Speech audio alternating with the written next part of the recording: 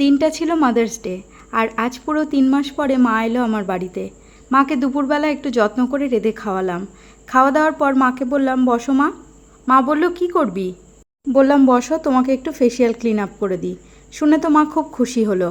তারপর একে একে শুরু করলাম আমার ক্লিন আপ করার কাজ। সবার প্রথমে ক্লিনজিং করার জন্য আমি নিয়েছি বেসন আর ওটস। এই দুটোকে একসাথে মিশিয়ে হালকা ম্যাসাজ দিয়ে ফেসটাকে ক্লিন করে নিলাম। তারপর একটা মাইক্রোফাইবার টাওয়াল দিয়ে মায়ের মুখটাকে খুব ভালো করে মুছে দিলাম। তারপর ম্যাসাজ করার জন্য আমি নিয়েছি অ্যালোভেরা জেল, আর তার মধ্যে মিশিয়ে নিয়েছি 2 ভিটামিন ই ক্যাপসুল। মিক্স করে 15 মিনিট ধরে ম্যাসাজ করে নিলাম। আমার মা খুব অল্পতেই সন্তুষ্ট। মাকে একটু স্পেশাল ফিল করানোর চেষ্টা করলাম আজকে।